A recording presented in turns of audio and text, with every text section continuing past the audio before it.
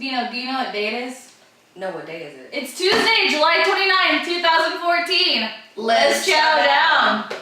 So we are going to talk to you about a Thai restaurant today that we love very, very much called The King and I. The King and I. Yeah. Isn't there a Disney movie called The King and I or something? Or is this just like a historical thing that I'm totally butchering right now? No, there's a Disney movie. There's also like an old movie. Okay. Anyway. Drag queens everywhere are going to be so pissed off that you don't know that. I know. I'm pretty sure it's a musical. Yeah, oh, it's a musical. I'm sorry, I'm a dyke. I'm not a gay guy, so I'm not required to know that. Anyway, this restaurant is a Thai restaurant, which we've already touched on. But basically, the menu is very diverse. They serve lunch and dinner. We're located in the city of St. Louis, which is home to very many types of diverse cuisine. Some interesting things about The King and I, just a little bit about their history.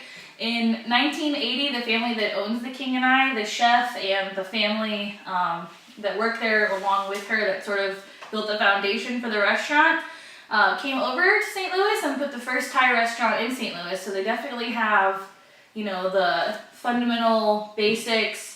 Can't get more old school than that. It's the very first Thai restaurant, right? Right. They also were awarded the Thai Select Award from the government of Thailand, which is only given to what is considered by Thailand to be the best Thai restaurants stateside, which is a great honor for my mouth to be allowed to experience food that was given a governmental award.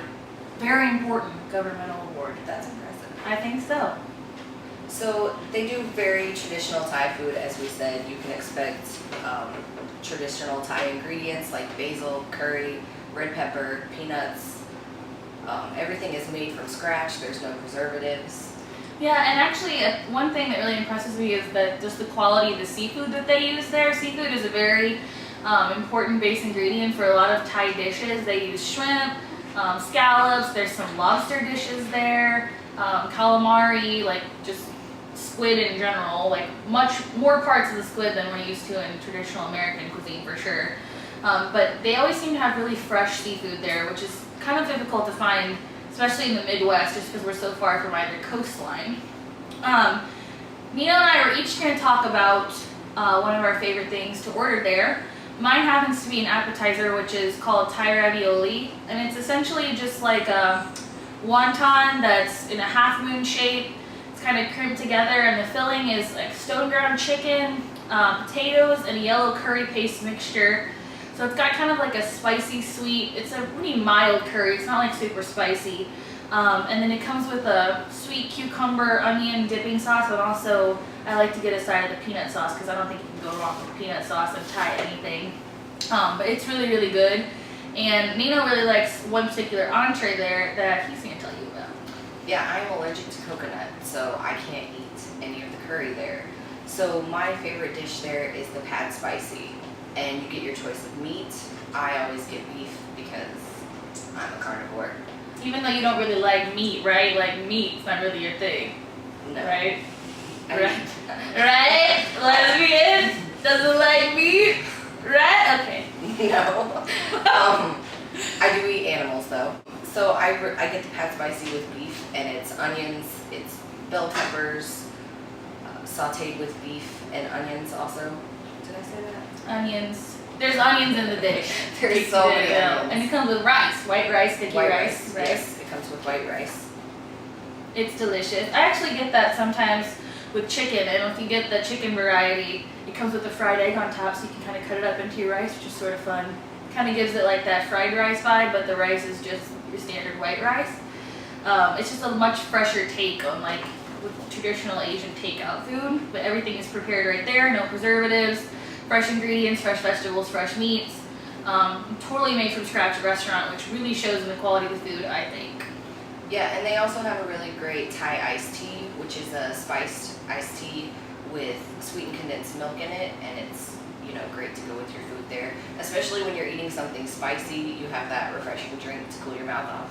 Right, cool your mouth off. To cleanse your palate. Sort of takes the edge off, keeps your mouth nice and cool. I mean, it's Thai, so it's pretty spicy. Right. They have 3 levels of I think so, yeah. And you gotta be careful with Thai too, because when they say spicy, they're not playing around. Like, that's not normal people spicy. No, like, no. It's It's like, do you have the access to a restroom as soon as you leave the restaurant spicy? So my suggestion is to anyone that goes there, I'm just trying to be honest with the people, you know, it's important. They need to know these things. yeah, they should know. Especially if you're on a date, you don't want to be like, oh God, I just got a level 3 or 5 or whatever the top level is, and now I gotta run. Like, I can't even be with you anymore because I ate this Thai food. Like, you don't want that. Yeah, you might want to stick to a level 1 on a date night. Right. No, but what's cool about the King and I is that if you order something a little milder, they bring out what I call a spice rack. I'm not sure what you call it. It's basically like chili paste and ground red pepper, and then a way even hotter paste too, like a more saturated paste that you can kind of mix into your food to adjust the spice level to your liking, which is pretty important with Thai food because the spice can catch up with you pretty quickly. Not even just like hot spicy, but just like the curries can be pretty strong. I really like Panang curry there, which is a super sweet, thick red curry. That's like spicy and sweet all at once, and it's super thick and heavy. You have to be hungry if you're gonna eat it, but I like to punish myself, so even if I'm not super hungry, I'll eat the whole thing. You know what is really great with spicy food? Liquor. Liquor? Yeah, that's true, that's true. The King and I actually have, Nino's trying to push me forward. The King and I actually has some pretty, I don't know what the word, festive, fun little fruity drinks. And of course us fruits, we like fruity drinks, you know, that's how we roll. But it's like, they serve some of their little drinks in like little coconuts, little tiki dudes with like umbrellas and fancy straws, and they all have like crazy names, and it's just kind of fun, especially like if you're out and you're kind of trying to have like a fancy time, or you don't really know the person that you're out with that yet. Fancy time! Yeah. But no, like if you're on a date or whatever and you don't really know the person, you're trying to break the ice, like what's more fun than getting like a really stupid looking goofy little alcoholic beverage? A, the booze is going to make you more comfortable and like looser. Not like slutty loose, but you know, conversationally loose. Can we say slutty on YouTube? You can say slutty, you can say fuck. I just said fuck, there you go. Okay. Okay? Does that make you feel better? I'm kind of conservative, so I was just concerned. Alright, take your top off, you'll feel better. Anyway, no, but you know, alcohol helps any kind of social situation where you may or may not be stressed out. Yeah, I think you should always self-medicate with alcohol in social situations. Okay.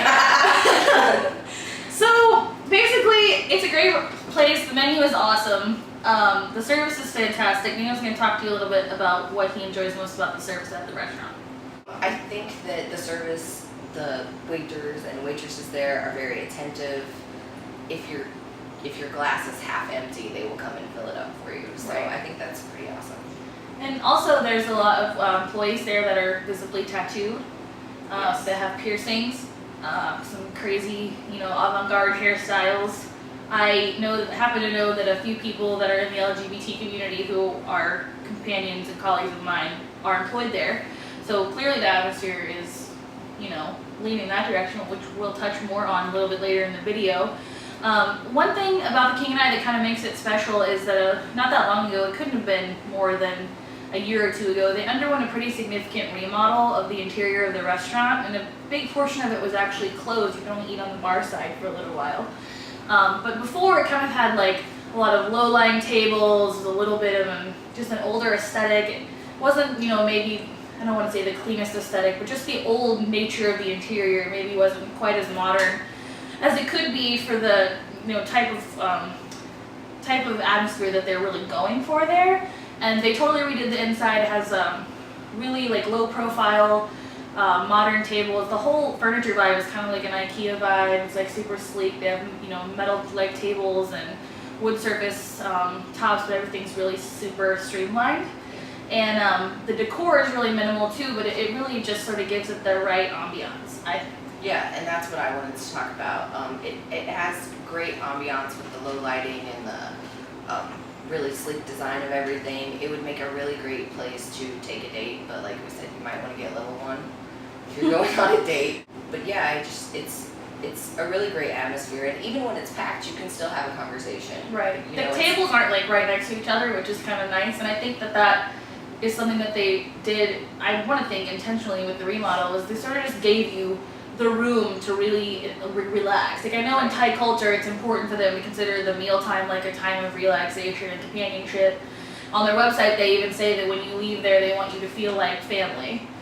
Which, you know, if you can converse with your significant other or your friends or your family and really enjoy a nice meal and feel comfortable, which certainly could in this area, especially because of the neighborhood that the restaurant sits in, which, you know, we'll touch on.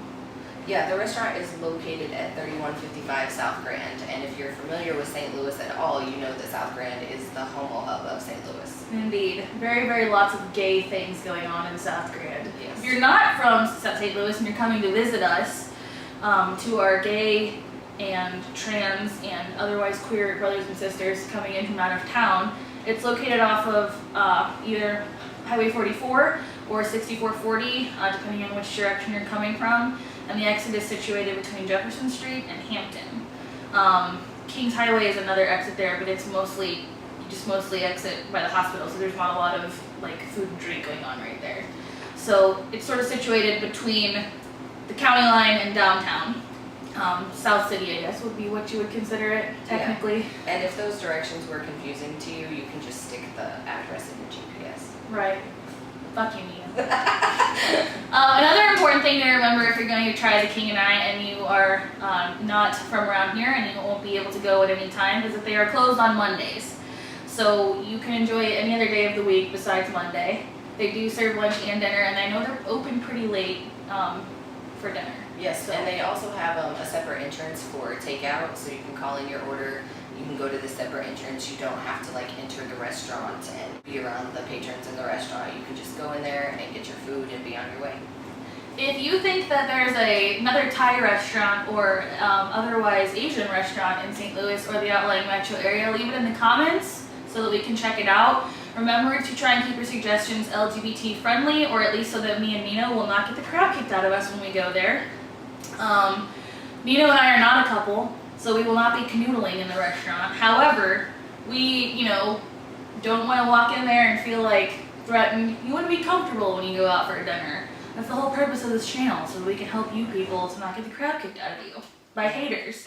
If you want to look into more info about the King and I, you can visit their website at kingandistl.com. That's kingandistl.com. Stand by for more Asian restaurants, as they are some of our favorite places to go eat. Yes. These white bitches love some Asian food. Okay. Stay tuned. We will be back soon with another review and a culinary demo for you. Yes. Bye.